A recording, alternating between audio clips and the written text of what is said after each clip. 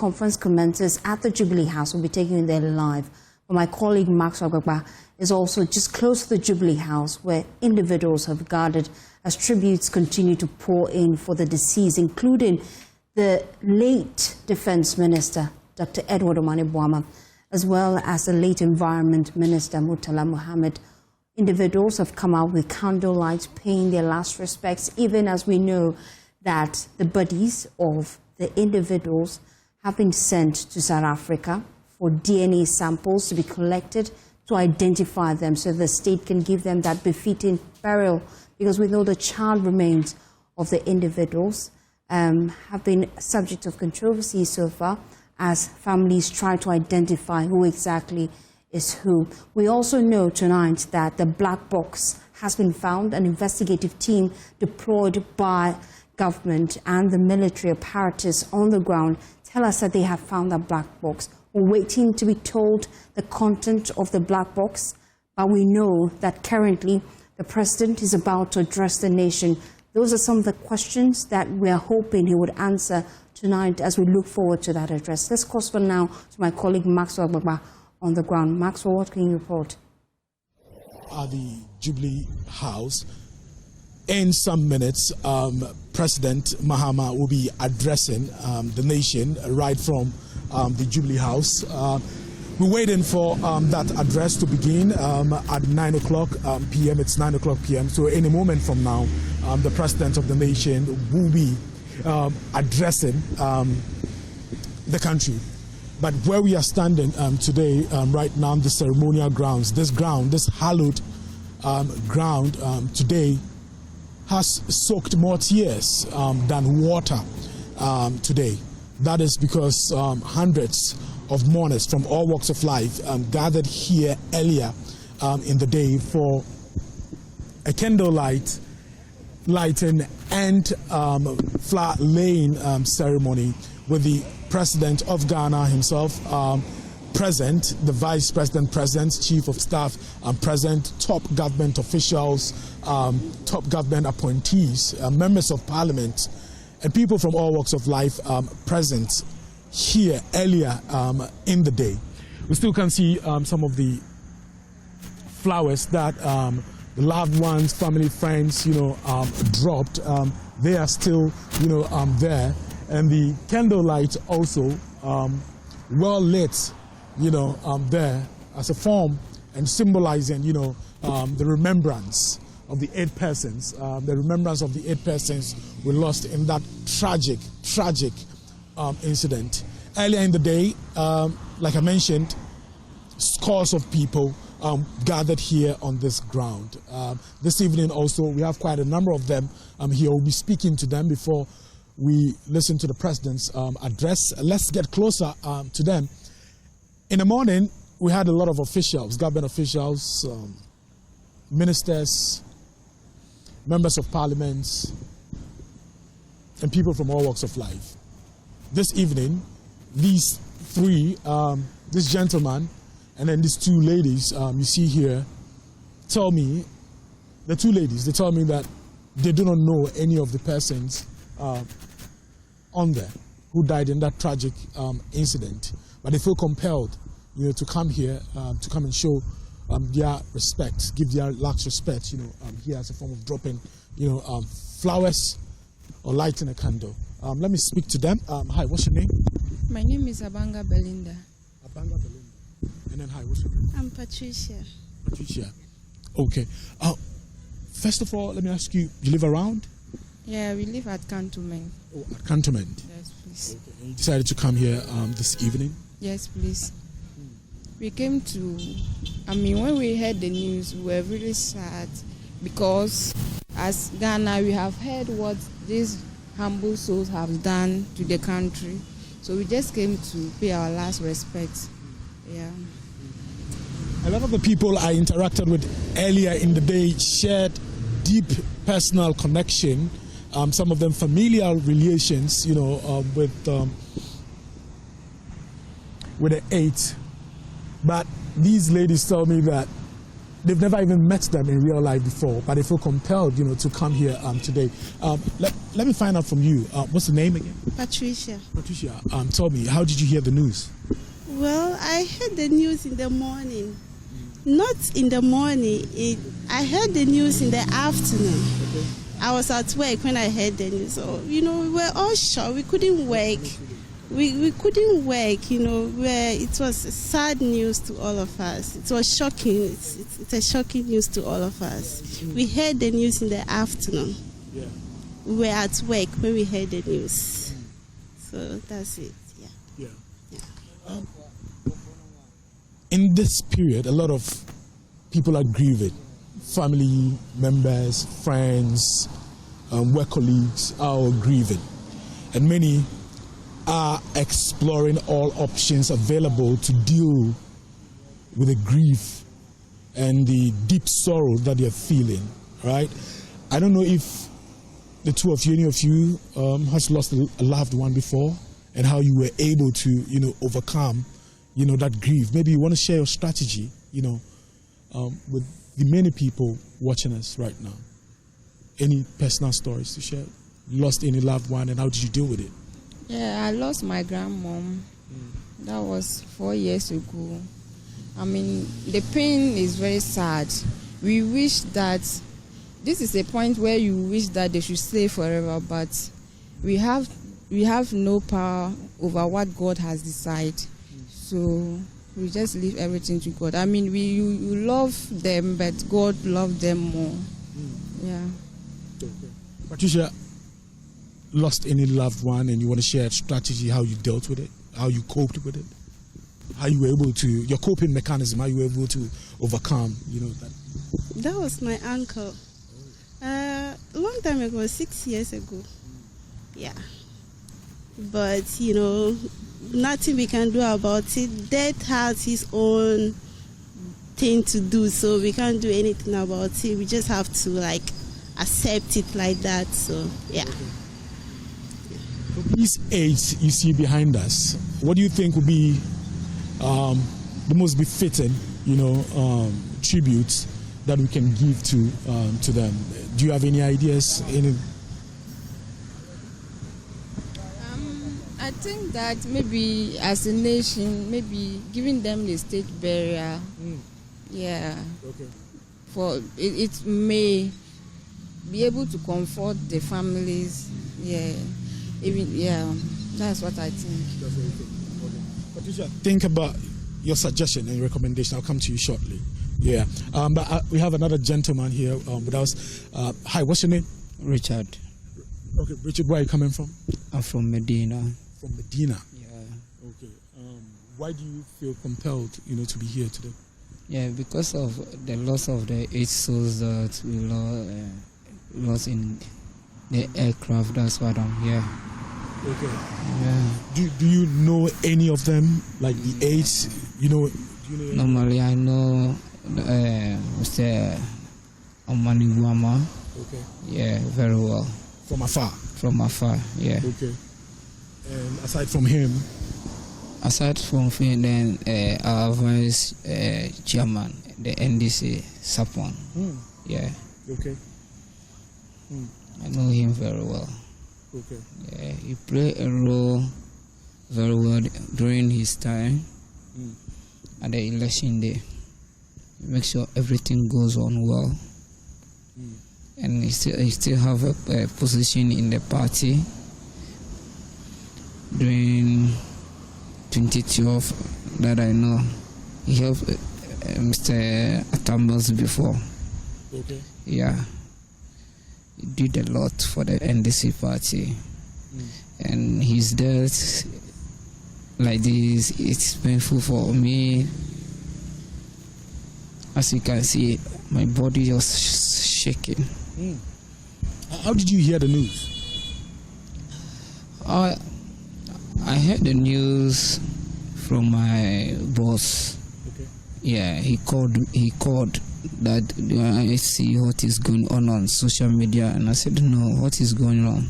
So I should go to Facebook and see what is going on. There's a helicopter that got crashed at Obwasi Forest. so I should follow up.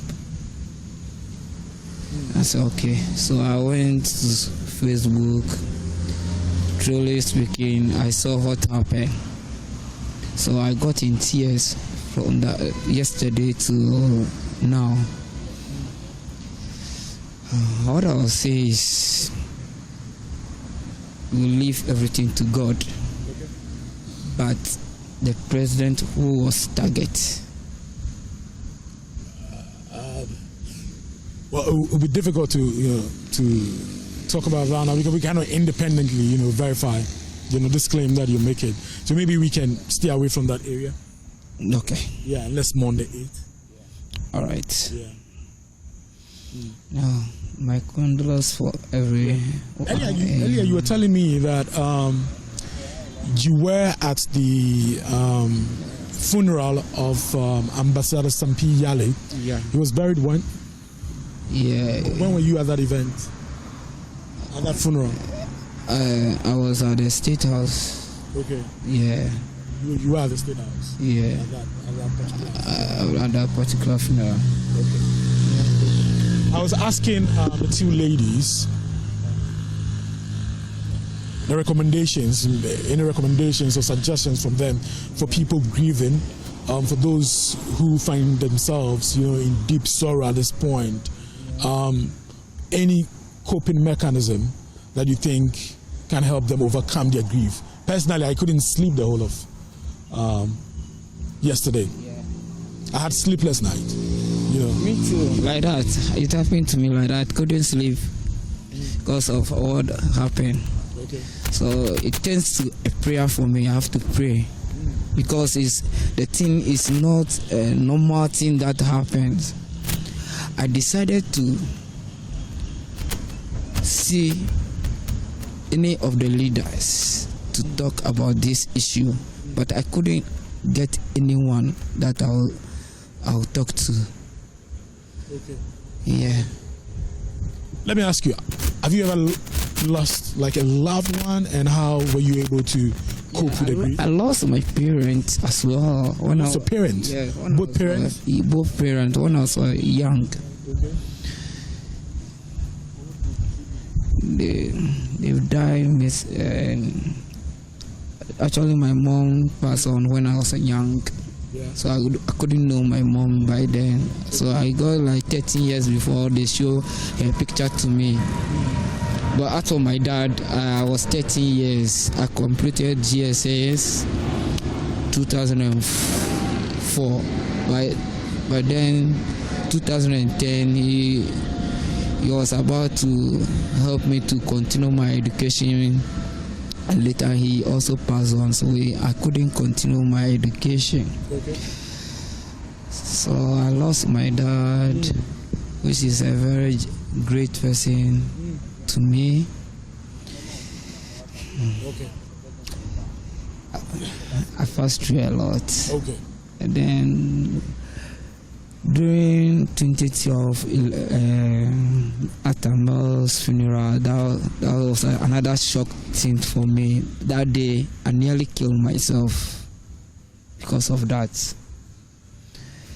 But I'm happy you're here with us today. I'm happy you didn't take that decision and you're here with us today. Yeah. But what happened is someone at my back who hold me. If not, I would have took myself. No. It should never be an option. Yeah? Once you have life, better days will come, yeah? Yeah. Okay. I love my country so much. That's it. I love my country so much. Yeah. So when things, so good people like dying like this for the nation, I feel pains. It pains me a lot. Yes, but let's leave everything to the Almighty. Okay. The president is about to start his address. Let's go to the Jubilee House right now for that address.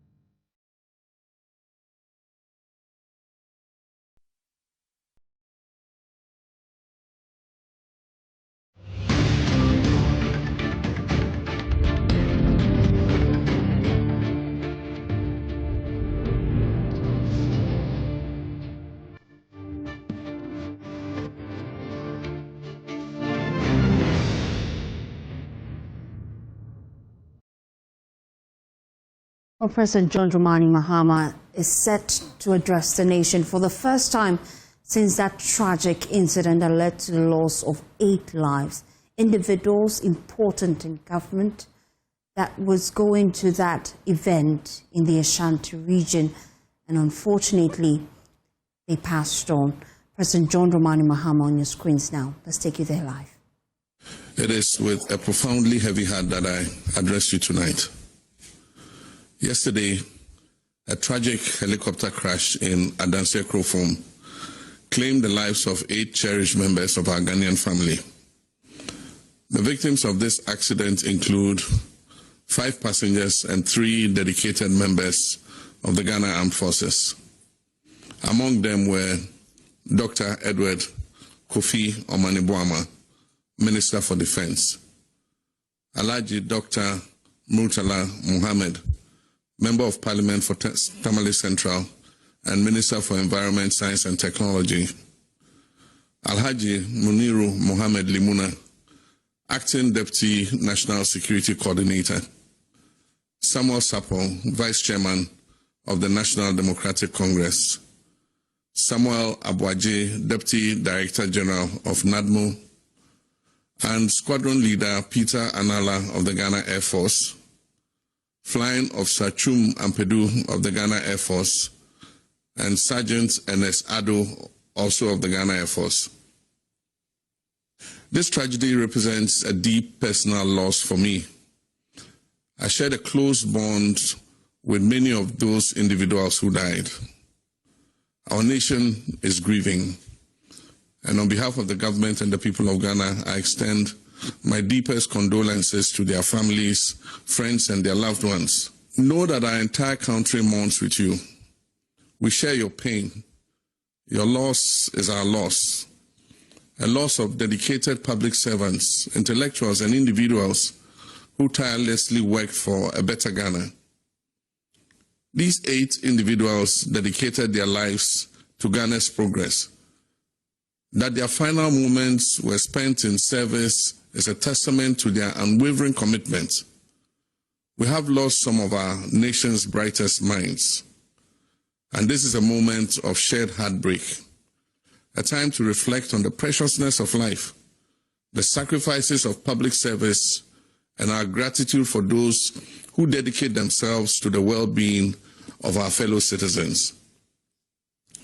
Squadron Leader Anala, Flying Officer Ampedu, and Sergeant Ado were dedicated members of our Air Force, embodying the best of their profession.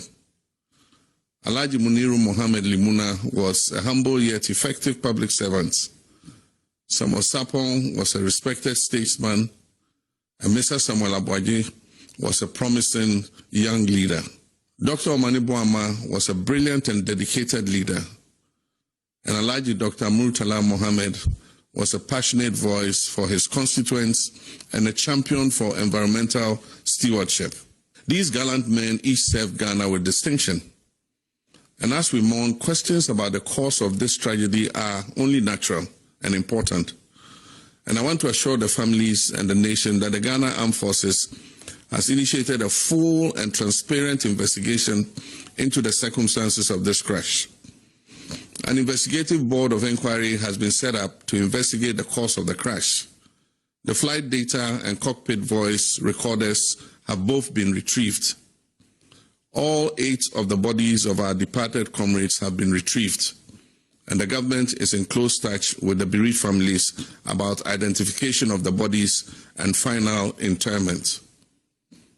In this moment of national grief, let us remember that we are above all Ghanaians, united not just by our nationality, but by our shared hope, our shared humanity, and now our shared sorrow. Let us set aside our differences and offer our collective compassion to the bereaved families. This is not a time for division, speculation, or political point scoring. It is a time for strength, for empathy, and for the enduring Ghanaian spirit that still stands tall when all else has failed.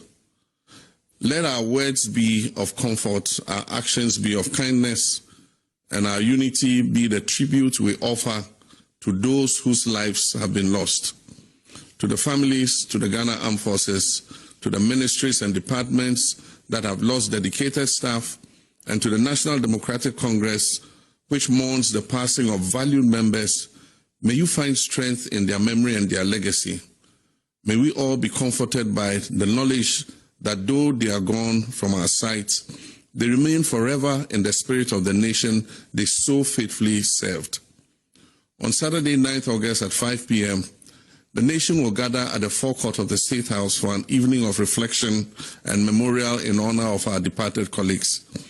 Books of condolences will be opened simultaneously at the Ministry of Defense, the Ministry of Environment, Science and Technology, the Ministry of Foreign Affairs, the Ghana Armed Forces headquarters, and the National Democratic Congress headquarters, and also the head office of NADMO from Sunday, 10th August to Thursday, 14th August.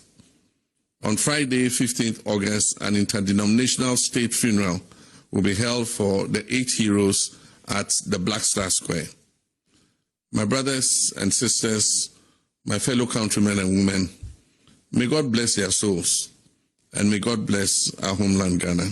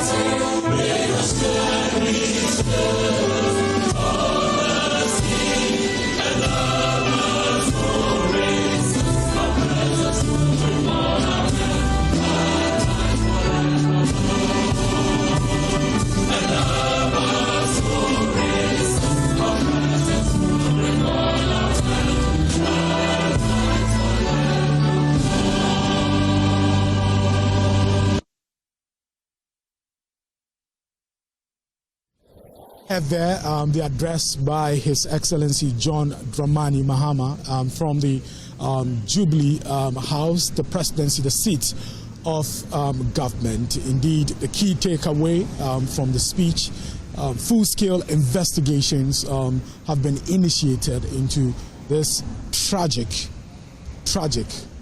crash. We're still here at the ceremonial gardens where candle lighting ceremony took place earlier in the day, and a flower laying ceremony took place earlier in the day. Some bouquet of flowers are still here, visible here. The candles also burning here on this ground, at the ceremonial grounds. Indeed, we are remembering the 8 people who died in that helicopter crash. Let me wrap up with the 2 ladies and then the gentleman who I've been speaking to earlier. The whole day today we've been speaking to government officials, ministers of state, government appointees, and now we're hearing from Ghanaians as well, people you would want to describe as ordinary, Ghanaians. It's a country in mourning, it's a country in grief, and we are all feeling it, irrespective of your political affiliation, irrespective of the position you occupy in society. We are all feeling the pinch of this grief. Let me wrap up with them. The president just finished his speech. Full-scale investigations has been initiated. Are you excited about that? I will say that there is no excitement about this because we are all mourning, we are all in pain. But what can we do? Yeah, there's nothing that we can do, but we are somehow okay. Yeah. We're all in pain, and I think one thing that will bring us closure is when we get to know the conclusion of these investigations. One thing that will bring closure is when we get to know the cause, of this helicopter crash. And I'm sure it's definitely going to help us, all of us, to get closure. Right? Yeah, I think so. Okay. Yeah.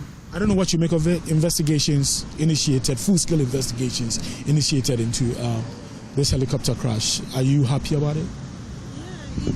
They need to look into it. Because a crash can't happen just like that. The investigation needs to happen. Yeah. What about you? Yeah, they have to do the investigation to get to the bottom of what happened, so that we know the people that is involved. Yes, that's what we need. Thank you for talking to us. But I'll take your final words. Anything else you want to say? You want to say something?